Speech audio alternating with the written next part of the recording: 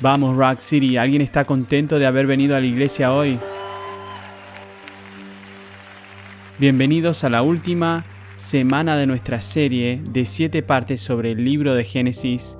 Hemos estado analizando las gemas no tan ocultas de Génesis. Antes de sentarse, ¿por qué no miran a alguien que esté cerca de ustedes y díganles que se ven bien hoy, que se alegran de verlos?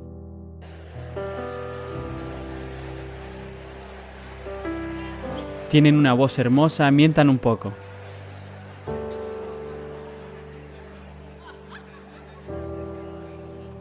Díganle, sonaban bien en la adoración. Con los dedos cruzados detrás de la espalda, estoy bromeando. Sí sonaron bien en la adoración de hoy.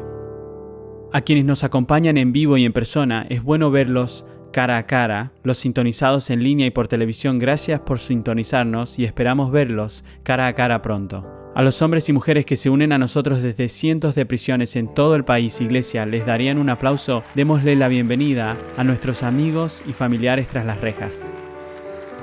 También quiero comenzar hoy reconociendo que hoy es un día para recordar y que nunca olvidemos a los hombres y mujeres que perdieron la vida en el 11 de septiembre. Que nunca olvidemos. Que nunca olvidemos a los increíbles hombres y mujeres que dieron su vida en defensa de esta nación. Que nunca olvidemos a los que han servido y están sirviendo. Podemos darle un aplauso a cada persona que ha servido y está sirviendo. Podemos honrar a aquellos que dieron su vida en el servicio. Vamos. Los honramos.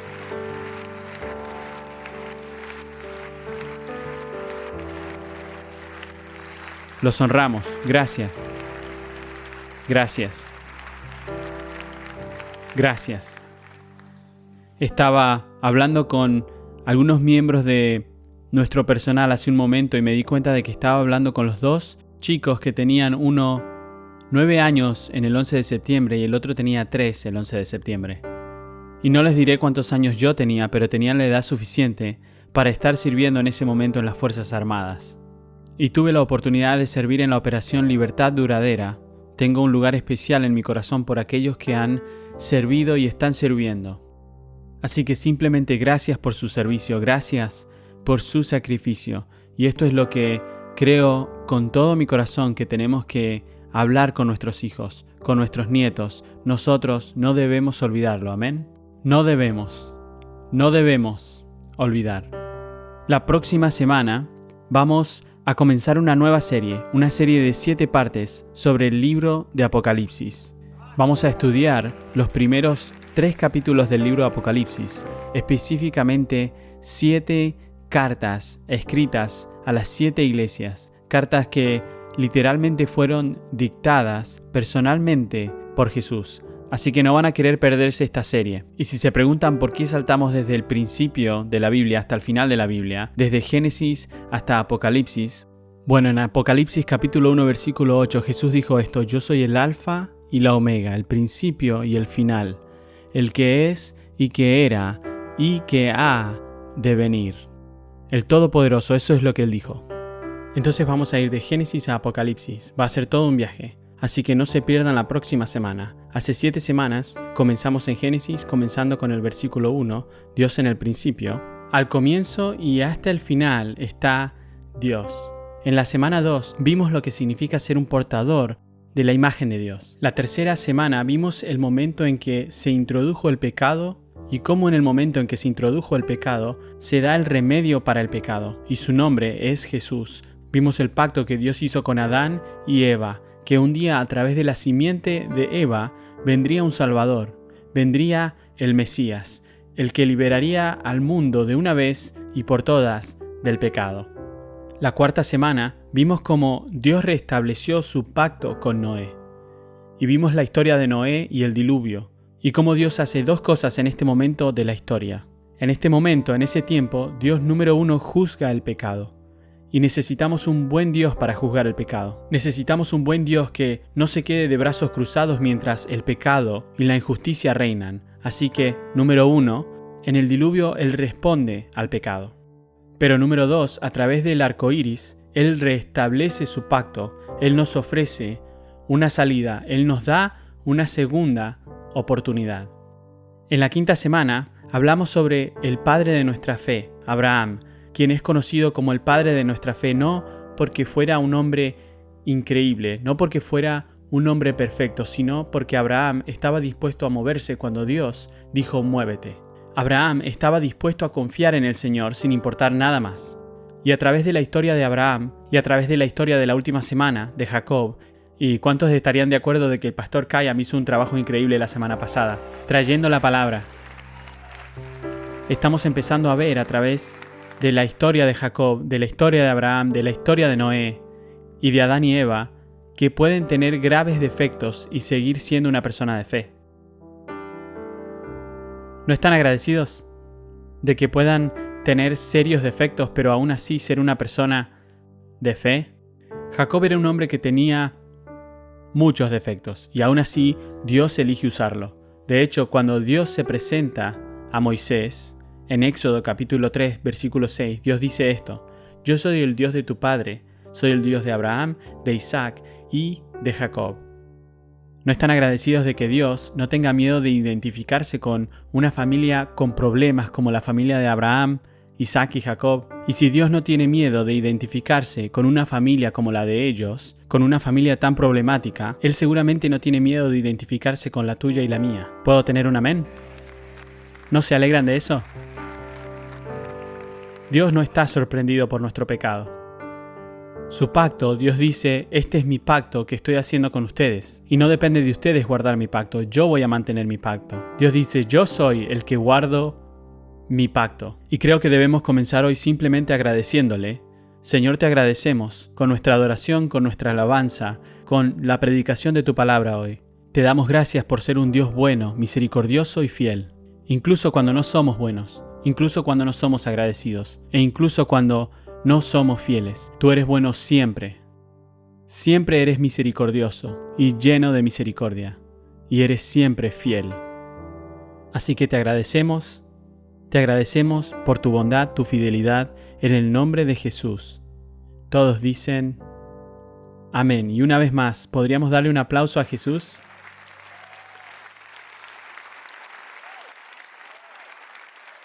Mientras cerramos esta serie sobre Génesis con la historia con la que termina Génesis, la historia de José, hay mucho que aprender de la historia de José. Una historia que comienza con el capítulo 37 de Génesis. Su historia continúa hasta el final de Génesis, Génesis capítulo 50. Y si la historia de José fuera una obra de teatro, y si él estuviera haciendo el papel de José, o ustedes estuvieran haciendo el papel de José, habrían muchos cambios en su apariencia, habrían muchos cambios de set, muchos cambios de diseño. Y si tuvieran que desglosar la vida de José en 5 partes, verían cómo estas 5 partes se reproducen. Primero, él comienza la vida como un hijo. Ahí es donde comienza. Pero se encuentra rápidamente siendo vendido por sus hermanos como esclavo. Pasa de hijo a esclavo, que es, una especie de trayectoria descendente. Pero luego pasa de esclavo a prisionero, que es donde muchos de ustedes están ahora mismo. Es posible que estén viendo este mensaje desde una celda de prisión. Y si ahí están ustedes, déjenme animarlos que si siguen la historia de José, lo sorprendente de su historia es que pasa de hijo a esclavo, de esclavo a prisionero, de prisionero a segundo al mando de todo Egipto. Vamos, él comienza a gobernar. Él se convierte en un gobernante, un poderoso gobernante que usa Dios. Y luego de un gobernante a uno de los grandes patriarcas de Israel. Esa es la vida de José en pocas palabras. Él es el 11º nacido de Jacob. Jacob es su padre. Vimos a Jacob la semana pasada. Isaac es su abuelo. Abraham es su bisabuelo.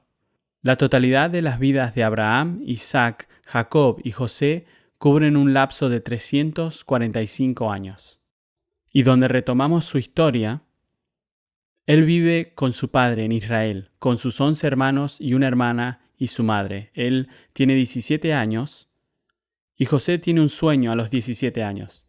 La semana pasada compartí con ustedes cómo tuve un sueño a los 19 o 20 años para comenzar una iglesia. Y cuando tuve este sueño de comenzar una iglesia, compartí el sueño con algunos amigos, con algunos familiares. Y luego algunos de mis amigos y familiares respondieron bien, otros no tan bien.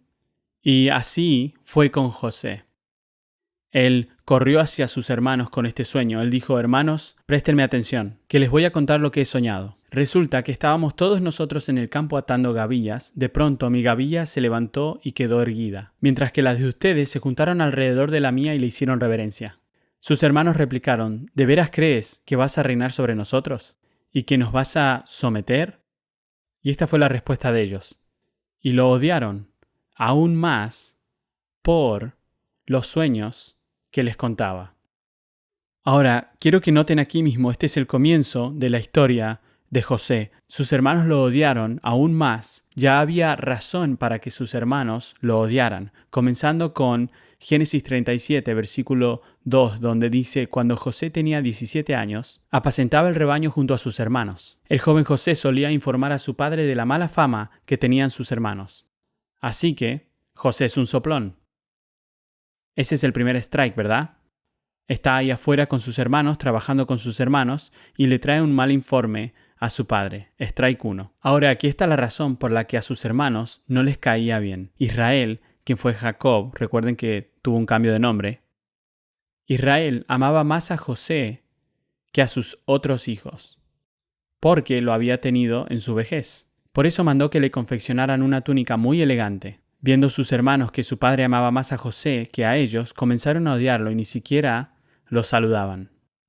Así que strike 1, José es un soplón. Strike 2 es que él es el favorito de la familia. Creo que es interesante, si recuerdan el mensaje de la semana pasada sobre Jacob, que él era el más joven de los hermanos gemelos. Jacob, el más joven, fue favorito porque él era más joven. Ahora Jacob, su padre, está literalmente repitiendo el mismo patrón disfuncional en su propia familia, al igual que lo hicieron en su infancia. ¿Y con cuánta frecuencia hacemos lo mismo? Repetimos, hacemos la misma disfunción en nuestras propias familias que en la familia en la que crecimos. Él está prefiriendo a un niño sobre sus otros hijos. Aquí José tiene 2 strikes en su contra. Aquí está el tercero, y no tiene solo un sueño, sino 2. José corre a sus hermanos y les dice: tuve otro sueño, en el que veía que el sol, la luna y 11 estrellas me hacían reverencias. Lo que significa: mamá y papá se unirán a mis hermanos, ustedes también se inclinarán ante mí. Cuando se lo contó a su padre y a sus hermanos, su padre lo reprendió. ¿Qué quieres decir con este sueño que has tenido?, le preguntó. ¿Acaso tu madre y tus hermanos y yo vendremos a hacerte reverencias? Sus hermanos le tenían envidia, pero su padre, aunque su padre lo reprende públicamente, la Biblia dice que al menos su padre meditaba en todo esto. Ahora vimos a Jacob la semana pasada y Jacob fue un poco loco porque no solo es disfuncional y está repitiendo la misma disfunción en la que creció, sino que aparentemente Jacob no recuerda cómo Dios apareció en su propia vida con 2 sueños muy específicos. Al parecer Jacob, incluso después del cambio de nombre, y ahora se le conoce como Israel, aparentemente no es muy consciente que tal vez Dios podría estar haciendo algo en la vida de su hijo, similar a lo que Dios hizo en su propia vida, como cuando él era joven. Entonces, en lugar de animar a su hijo con esto, en este sueño que Dios le ha dado, él lo reprende. ¿Y entonces qué le sucede a José? En cierta ocasión los hermanos de José se fueron a Siquén para apacentar las ovejas de su padre. Israel le dijo a José: tus hermanos están en Siquén apacentando a las ovejas, lo que significa que ellos estaban haciendo todo el trabajo y José el favorito estaba en casa.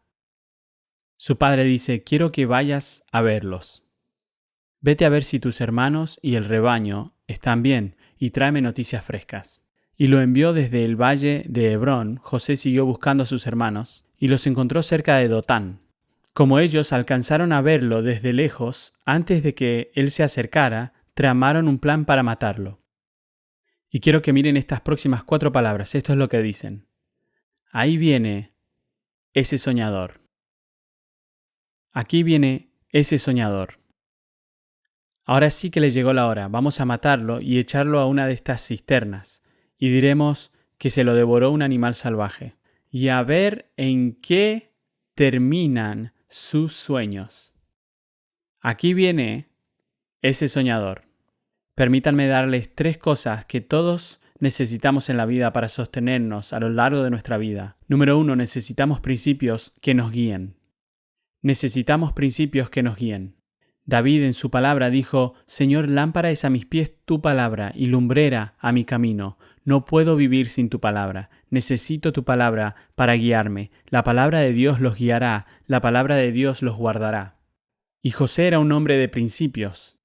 Una de las cosas interesantes sobre la vida de José registrada en la palabra es que es uno de los pocos, y quizá el único personaje principal en la Biblia, sobre el cual no se registra ningún pecado. Ahora sabemos que José pecó porque Jesús es el único que vivió sin pecado. Pero es interesante cómo la vida de José, de una manera tan increíble, anuncia la vida de Jesús. Era un hombre de principios. Incluso a temprana edad, necesitamos principios que nos guíen, pero también necesitamos un propósito que nos impulse. ¿Cuál es nuestro propósito? El mayor propósito de la iglesia es para llenar, díganlo, el cielo. Una vez más, es llenar el cielo. Nuestro propósito es cumplir la misión a la cual hemos sido llamados, cumplir con la misión de Jesús, llenar el cielo, es hacer discípulos para dar gloria a Dios sirviéndole fielmente. Pero no es suficiente simplemente tener principios y propósitos. Necesitamos saber el papel que jugamos. Entiendo que mi propósito es llenar el cielo, pero también tengo que tener un sueño del tamaño de Dios en mi corazón que me energice a mí, un sueño que me despertará cada mañana. Es el papel que yo interpreto, el papel que ustedes juegan en nuestra misión de llenar el cielo. De otra manera, la misión es una gran misión, nuestro propósito es un gran propósito. Bueno, pero realmente no sé qué papel se supone que debo hacer, así que dejaré que todos los demás hagan su parte.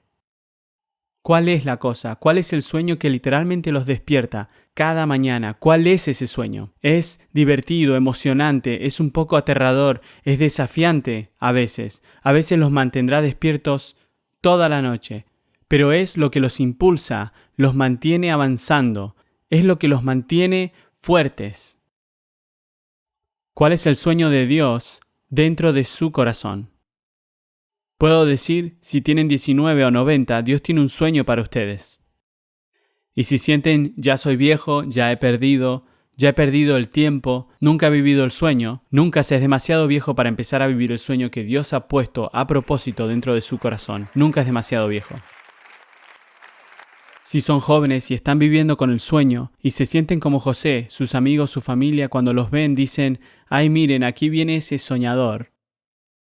No se atrevan a dejar que nadie los tenga en menos porque son jóvenes. No se atrevan a dejar que nadie hable mal del sueño que Dios ha puesto dentro de su corazón. Puede tomar un tiempo para verlo, quizás puede ser mucho tiempo. Su camino puede ser bastante largo y sinuoso. Y es posible que aún no estén listos para entrar en la plenitud del sueño que Dios tiene para ustedes. Necesitamos sabiduría y consejo, y a veces la mejor sabiduría y consejo que podemos recibir como jóvenes con grandes sueños es que alguien les diga: oigan, creo en su sueño. Pero puede haber algunos rasgos de carácter a lo largo del camino que tal vez deban desarrollarse antes de entrar por completo en ese sueño. Puede haber algunas cosas que Dios querrá enseñarles en el camino para cumplir su sueño. Así que no estoy negando su sueño, no digo que no sea de Dios, solo digo que puede que todavía no sea el tiempo. ¿Pueden ser pacientes? ¿Confiarían en el Señor? Ahora podrían decir: no sé si tengo un sueño. Y si ustedes están así o dicen: no conozco mi sueño, no sé si alguna vez conocí un sueño de Dios. Bueno, hoy sería un buen día para pedírselo. Dios, ¿cuál es? No mi sueño. Mis sueños nunca serán lo suficientemente grandes. Dios, ¿cuál es tu sueño para mi vida? ¿Cuál es tu plan? ¿Cuál es tu propósito para mí? José tuvo un sueño, y cuando sus hermanos lo vieron venir, idearon un plan para matarlo. Un hermano habla, y gracias a Dios por el hermano que habló, y dijo: no matemos a nuestro hermano. No vamos a ganar nada matándolo. Al menos tratemos de ganar algo a través de él. Y entonces lo tiran a un pozo Y cuando lo arrojan al pozo, José pasó de tener un sueño de Dios a literalmente estoy en un pozo y no hay forma de salir de aquí. No sé si el sueño está muerto y aquí viene una caravana de ismaelitas como comerciantes. Llegan y uno de sus hermanos habla y dice, oigan, deberíamos vender a José como esclavo. Podemos beneficiarnos de nuestro hermano. Y cuando lo vendamos como esclavo, podemos tomar esa hermosa túnica que papá le hizo y podemos rasgarla en pedazos y podemos matar a un animal y lanzar o untar la sangre del animal por toda la túnica y decirle a mamá y a papá que así fue como lo encontramos. Eso es todo lo que quedó de él. Algún animal salvaje, lo atrapó y se fue. Y eso es lo que hacen. Creo que es interesante que en el capítulo 11 de Hebreos, que es un capítulo que a menudo nos referimos como el Salón de Fama de la Fe. Abraham está en el Salón de Fama de la Fe, Isaac, Jacob, José, todos están ahí. En Hebreos capítulo 12, donde se nos pinta este cuadro increíble de esta gran nube de testigos que nos rodea, dice, estamos rodeados de una familia tan grande de testigos, y si alguna vez se han preguntado cuál es la gran nube de testigos, son los hombres y mujeres de fe que han ido y venido antes que nosotros. Si pueden imaginar que estamos aquí abajo, corriendo nuestra carrera que hemos sido llamados a correr, pero hay hombres y mujeres de fe que han corrido su carrera y terminaron fuertes. Están en las gradas del cielo, nos están rodeando, animándonos con los ángeles en el cielo, queriendo que terminemos bien la carrera que hemos sido llamados a correr. Y me encanta este cuadro pintado porque dice esto. Por tanto, también nosotros que estamos rodeados de una multitud tan grande de testigos, despojémonos del lastre que nos estorba, en especial del pecado que nos aseida, y corramos como ellos corrieron, con perseverancia, la carrera que tenemos por delante. Debemos ser alentados por aquellos que han ido y venido antes que nosotros. A menudo he pensado y hemos hecho toda una serie en torno a esta idea. ¿Qué tal si pudiéramos sacar a uno de los grandes hombres y mujeres de la fe de las gradas del cielo solo por unos momentos? ¿Qué pasaría si José pudiera ser arrancado de las gradas del cielo solo por unos momentos y si pudiera pararse aquí mismo y hablarle a la iglesia y animar a esta iglesia? Un hombre que aprendió tanto, un hombre que vivió tanto, un hombre que aprendió a confiar en el Señor, sin importar lo que pase. ¿Qué podría decirnos José hoy? Creo que lo primero que nos diría José es esto: no te rindas. No renuncien al sueño que Dios puso dentro de ustedes. No se atrevan a abandonar su sueño, que estoy seguro que José lo pensó una o dos veces. Cuando su padre lo reprendió, cuando sus hermanos lo odiaron tanto que lo vendieron como un esclavo. Y verán más momentos en la historia de José en los que estoy seguro que pensó en la idea de darse por vencido. Creo que José diría: no se atrevan a renunciar, no se atrevan a rendirse, incluso cuando las personas más cercanas a ustedes decidan no apoyarlos. No renuncien. Si alguien elige no apoyarlos, solo recuerden que Dios no les dio a ellos su sueño, Él les dio a ustedes su sueño. Y no depende de otra persona vivir su sueño dado por Dios, depende de ustedes vivir su sueño de Dios. No se sorprendan cuando hayan personas cercanas a ustedes que derriben su sueño. Eso es lo que hacen las personas que no tienen un sueño de Dios propio que hayan identificado. Eso es lo que hace la gente que tiene miedo de soñar sus propios sueños de Dios, derribarán el de ustedes. Tuve un sueño de Dios a los 19 y tuve amigos que se fueron a los 19. Tan asustados, tan intimidados por nuestro sueño de Dios. Ellos se separaron. Y ¿saben qué? Estoy bien con eso porque mi sueño de Dios no depende de ellos. Adelante, vivan su vida, yo voy a vivir la mía. Adelante, vivan la vida sin un sueño, yo tengo un sueño. Y me duele cuando la gente te abandona. Duele cuando la gente duda de ti. Duele cuando la gente te critica y te reprende. Pero no voy a pararme ante mis críticos en la sala del trono del cielo y darles cuentas a mis críticos. Voy a pararme ante el Dios del cielo y el Dios de la tierra, el Dios que me dio mi sueño de Dios, y voy a dar cuenta ante Dios de cómo administré los dones y los sueños que Él puso dentro de mi corazón, al igual que ustedes también. José diría: no se rindan. Incluso cuando las personas más cercanas a ustedes no los apoyen, aunque no empieces bien, no se rindan. Cuando Katie y yo nos mudamos a esta ciudad con mis dos pequeñas hijas, estábamos acostumbrados a liderar lo que en ese momento era, creo, el Ministerio de Jóvenes y Jóvenes Adultos más grande en el área triestatal. Teníamos cientos y cientos y cientos de jóvenes. Estábamos acostumbrados que cada vez que hiciéramos algo, la sala estaba llena. Y nos mudamos aquí y no conocíamos a nadie. Teníamos un sueño de comenzar una iglesia y publicamos una reunión de equipo de lanzamiento y 12 personas aparecieron. Entonces yo iba a casa y decía, ¿cómo se supone que impactaremos la ciudad con 12 personas? Y no me digan que Jesús lo hizo, yo sé que yo no soy Jesús y estos no son los 12 discípulos. El próximo mes 10 personas se presentaron. Y yo pensaba, a este ritmo, si perdemos 2 personas por mes, es solo cuestión de unos pocos meses y esta iglesia estará muerta antes de que comience. Hemos estado esforzándonos y trabajando duro. 10 meses después, solo habíamos podido formar un equipo de 40 personas. Y si le preguntan a mi esposa, ¿dónde estaba en mi cabeza después de cada reunión del equipo de lanzamiento? Mes tras mes teníamos una reunión, yo compartía la visión, luego me iba a casa y renunciaba. Y luego mi esposa decía, no puedes renunciar, y entonces me arrepentía antes de que alguien se enterara que había renunciado. Cada vez.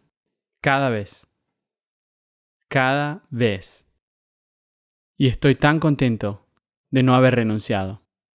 Aunque no se veía como pensé que se vería, vamos, a pesar de que no estaba creciendo como pensé que crecería.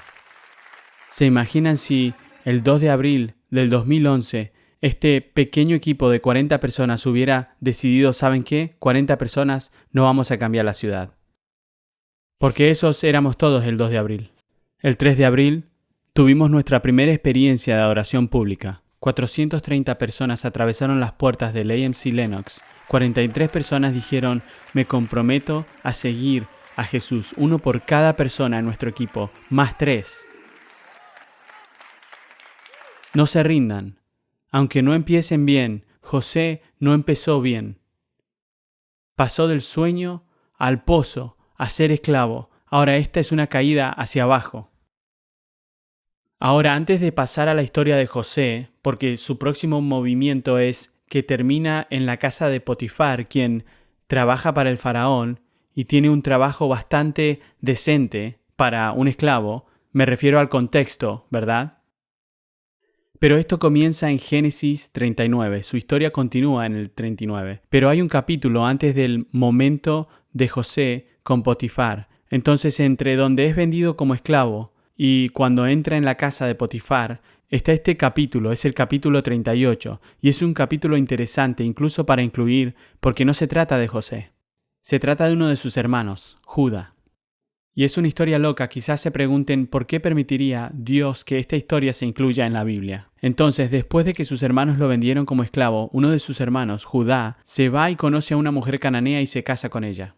Y tiene un hijo con ella y lo llaman Ahora, si pueden recordar, hace unas semanas Abraham tuvo un hijo llamado Ismael. Y Dios miró a Ismael y dijo, ahora este va a ser un hombre salvaje como un asno. Vamos, ¿alguien recuerda eso? Ese va a ser un hombre salvaje. Bueno, Judá tuvo un hijo llamado y aparentemente este hijo era tan malo que ese era el único nombre que podían darle, Miraban al niño y ¿saben?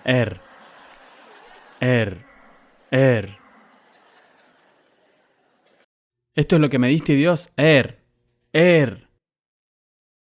Bueno, tuvo una esposa llamada Tamar.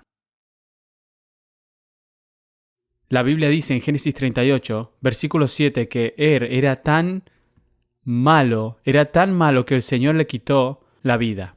Lo mató. Ese chico no va para ningún lado. Muerto. Chao.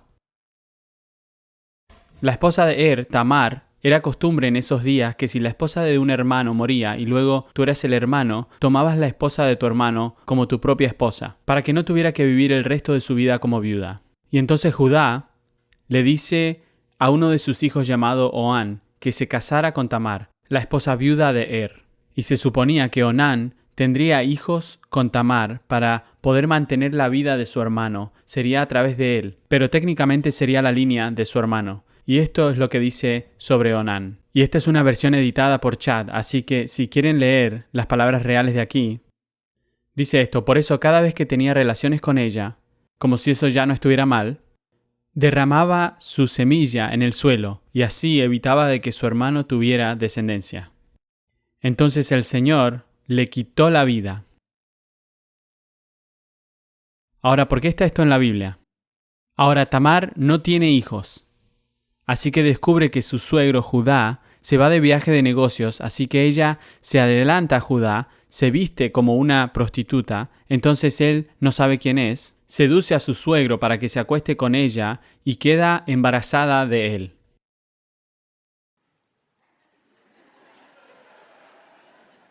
Ahora, esto es Israel, ¿verdad? Si se supone que Dios está obrando en algún lugar, es en Israel. Se supone que este es el ejemplo perfecto de lo que debería ser seguir a Dios, honrar a Dios, encaminar en fidelidad y obediencia a Dios el Padre, y no se parece en nada a lo que se supone.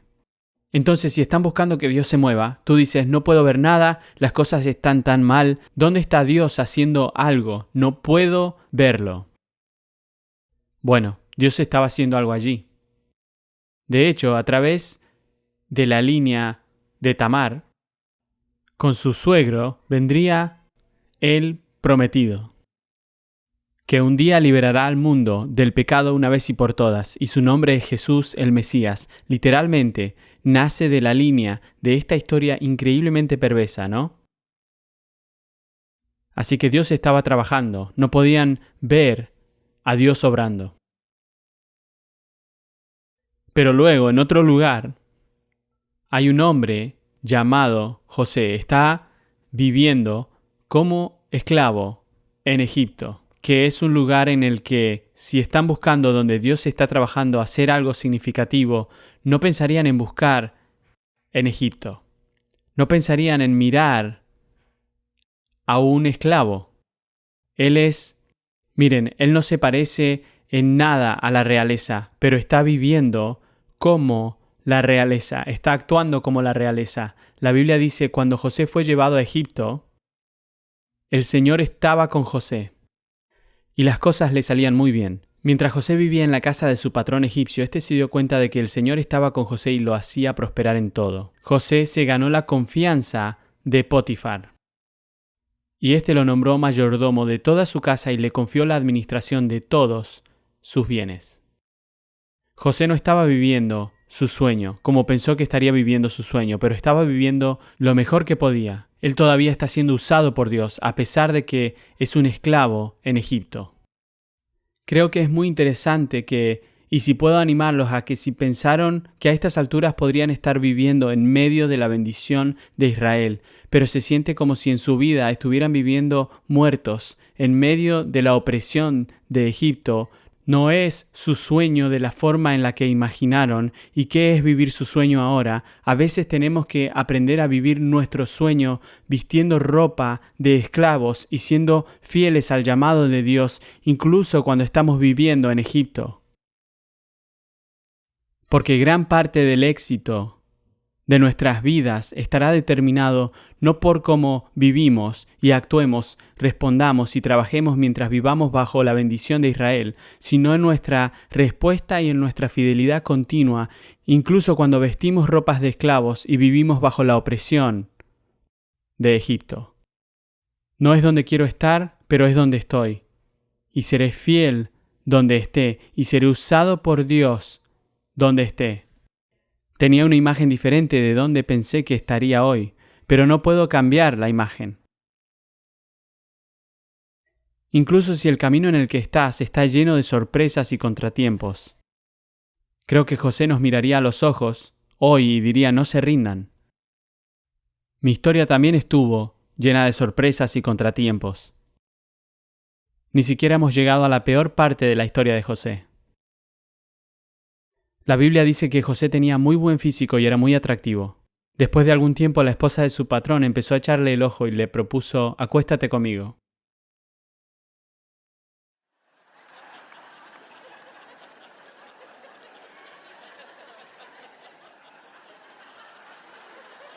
Hey, es probable de que ese chico esté sentado ahí al lado de su jefe en este momento. No voy a hacer eso. No voy a ir por ahí, mi jefe.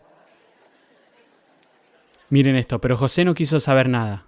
porque José es un hombre de principios. Él se negó. Un día, un momento en que todo el personal de servicio se encontraba ausente, José entró en la casa para cumplir con sus responsabilidades. Entonces la mujer de Potifar le rogó: acuéstate conmigo. Pero José, dejando el manto en manos de ella, salió corriendo de la casa. Al ver ella que él había dejado el manto en sus manos y había salido corriendo, llamó a los siervos de la casa y les dijo: miren, el hebreo que nos trajo mi esposo solo ha venido a burlarse de nosotros. Entró a la casa con la intención de acostarse conmigo, pero grité con todas mis fuerzas y en cuanto me escuchó gritar, salió corriendo y dejó su manto a mi lado. La mujer guardó el manto de José hasta que su marido volvió a su casa. Cuando el patrón de José escuchó de los labios de su mujer cómo la había tratado el esclavo, se enfureció y mandó que echaran a José en la cárcel donde estaban los presos del rey.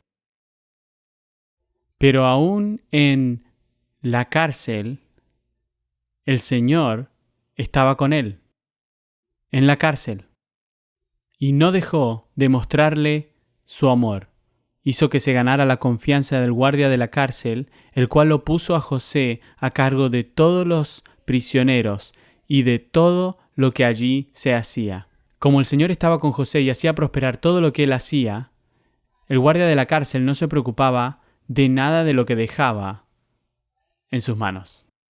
Ahora estoy seguro de que José no le gustaba estar en prisión. Él hubiera preferido no estar en la cárcel, pero estaba en la cárcel. Y esto no fue unos días ni unas semanas, sino que estuvo en prisión durante años. No puedo cambiar la imagen, no puedo cambiar mi circunstancia, no puedo cambiar que estoy donde estoy. Entonces, ¿qué otra decisión tengo sino confiar en Dios o no confiar en Él? ¿Serle fiel o no serle fiel? Y José dice: voy a confiar en Él, voy a serle fiel. Entonces estuvo en prisión por años y entran junto a José el copero y el panadero del rey. Ellos también son metidos a prisión. Ahora, me encanta cómo la historia de José refleja la historia de Jesús, y no es que la historia de José no sea una historia real. José fue un verdadero hombre. Esta es la historia de José. Pero su historia refleja la historia de Jesús de muchas maneras increíbles. José fue vendido como esclavo. Jesús, el que no conoció pecado, por nosotros se hizo pecado. Jesús fue hecho esclavo, no del hombre, sino del pecado. José fue acusado falsamente, Jesús fue acusado falsamente. José fue traicionado por familiares y amigos. Jesús entiende la traición de familiares cercanos y amigos. Jesús debía ser rechazado, pero me encanta esta parte particular en la historia de José. Está en prisión con el copero y el panadero del rey. Y quiero que se fijen, piensen en lo que representa el copero y el panadero. El copero representa la sangre. Vamos, la copa. El panadero representa el pan. El pan representa el cuerpo de Cristo que podemos identificar, con el que Él se identificó con nosotros en nuestro sufrimiento. La copa representa la sangre de Cristo que fue derramada en la cruz por nuestro pecado. Me encanta cómo en el sufrimiento de José el pan y la copa están presentes con él, al igual que Dios cuando dice: yo estoy cerca de los quebrantados de corazón. Cuando estén en prisión, yo estoy con ustedes. Cuando sufren, yo estoy cerca y personalmente con ustedes. Entiendo por lo que están pasando. Me encanta que mientras José sufre en medio de esta prisión, Jesús está allí con él. El pan y la copa. Bueno, el copero y el panadero ambos tienen un sueño y están asustados por los sueños que han tenido, y no pueden encontrar a nadie que interprete su sueño. A la mañana siguiente, cuando José fue a verlos, los encontró muy preocupados. Por eso les preguntó: ¿por qué andan hoy tan cabizbajos? Los dos tuvimos un sueño, respondieron. Y no hay nadie que nos lo interprete. ¿Acaso no es Dios quien da la interpretación?, preguntó José. ¿Por qué no me cuentan lo que soñaron?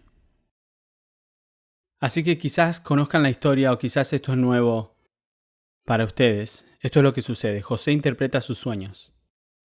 Así que le dice al panadero: yo sé lo que significa ese sueño. Panadero, lo que el sueño significa es que en 3 días Faraón te sacará. El panadero está muy emocionado. Hasta que José continúa y dice: te va a sacar de prisión en 3 días y luego va a cortar tu cabeza y los pájaros se van a comer tu carne. Vas a morir en 3 días. Puedo imaginarme al copero. Tal vez no quiero saber qué significa mi sueño. Pero al copero le dice, en 3 días tú también serás liberado. Pero tú vas a ser libre, no vas a morir. Vas a estar fuera de prisión en 3 días y cuando salgas de prisión simplemente recuerda que ambos sueños van a suceder tal cual como dije que iban a suceder. Y cuando salgas necesito que te acuerdes de mí. Sácame de aquí porque no quiero podrirme en esta prisión. Bueno, el versículo 23 dice, el jefe de los coperos, todo sucede como dijo José. El jefe de los coperos no se acordó de José, sino que se olvidó de él. Y pasan 2 años más. 2 años más. José sigue en prisión. 2 años después, Faraón tiene un sueño, y nadie puede interpretar los sueños del faraón. Finalmente el copero dice, ¿sabes qué, faraón? Conocí a un chico. ¿Sabes qué? Ahora que lo pienso, hace unos años, ¿recuerdas cuando me metiste en prisión? Gracias, por cierto, por dejarme salir. Conocí a un chico que creo que puede ayudarte. Entonces el faraón llama a José, y José interpreta el sueño del faraón. Y la interpretación del sueño del faraón es esta. José dice, mira, va a haber una hambruna de 7 años, se va a poner muy mal, pero antes de los 7 años del hambre, habrán 7 años de abundancia. Habrá mucho durante 7 años. 7 grandes años seguidos de 7 años muy, muy difíciles. Y lo que debemos hacer es prepararnos durante los 7 años de abundancia para los 7 años en los que habrá una hambruna inmensa. Y entonces Faraón dice, mira, tuviste razón antes, voy a confiar en ti ahora. Y así Faraón pone a José a cargo de toda la preparación para la hambruna. Bueno, un día aparecen los hermanos de José. José ahora es el segundo al mando de Egipto. Él está a cargo de repartir todo el grano que ha almacenado durante los 7 buenos años. Ahora ha comenzado la hambruna y sus hermanos llegan a Egipto porque se están quedando sin comida. Y su padre tiene hambre y todos en casa tienen hambre. Y los hermanos han oído que en Egipto tienen tanto que están dispuestos a vender lo que tienen a los que no tenemos nada. José era el gobernador del país y el que vendía el trigo a todo el mundo. Cuando sus hermanos llegaron ante él, ¿qué hicieron? Se postraron ante José, rostro en tierra. En cuanto José vio a sus hermanos, los reconoció, pero ellos no reconocieron a José. Ya no era el joven que vendieron como un esclavo. No se parece en nada a un esclavo. Parece que es un encargado. Y creo que hoy José nos miraría a todos a los ojos y nos diría, aunque lleve mucho tiempo, no se atrevan a abandonar el sueño. Aunque tengan que pudrirse durante años y años y años en una celda de prisión, y ni siquiera fue por nada de lo que hicieron, no renuncien al sueño. Incluso si fueron traicionados por personas que se suponía que los amaban, no renuncien al sueño. No renuncien al sueño.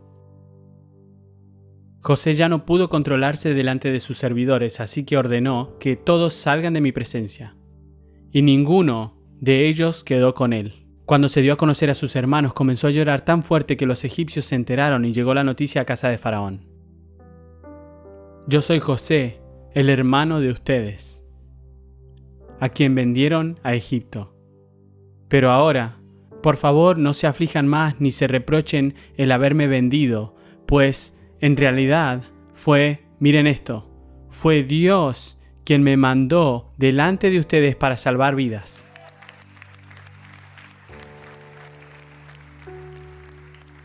¡Qué visión tan increíble la que tiene José de Dios y su fidelidad!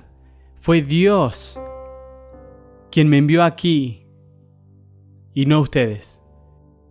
Es verdad que ustedes pensaron hacerme mal, pero Dios transformó ese mal en bien para lograr lo que hoy estamos viendo. Salvar la vida de mucha gente, así que no tengan miedo. Yo cuidaré de ustedes y de sus hijos. Y así, con el corazón en la mano, José los reconfortó. Amabilidad, ellos no la merecían. Misericordia, no se lo merecían en lo absoluto. Algo así como la bondad y la misericordia que Dios derrama sobre nosotros, que no somos merecedores de su bondad, ni somos merecedores de su misericordia. Y sin embargo la Biblia dice, en cuanto todavía éramos pecadores, Cristo murió por nosotros, para proveer para nosotros vida eterna para nosotros. Todos hemos pecado y todos estamos destituidos de la gloria de Dios y la paga de nuestro pecado es muerte. Pero el regalo de Dios es vida eterna a través de Cristo Jesús, nuestro Señor. Y su oferta de misericordia para cada uno de nosotros es una oferta incondicional, porque todo el que invoque el nombre del Señor será salvo y libre del pecado. Él no deja a nadie afuera. Tal como lo dijo José, no se angustien. Yo proveeré para ustedes.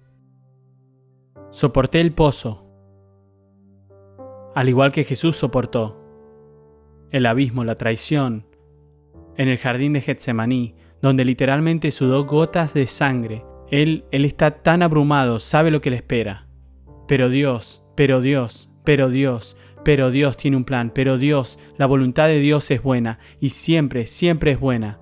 Pero Dios abrirá un camino donde parece que no hay camino. Pero Dios está lleno de vida y misericordia y paz y amor. Y Dios es eterno.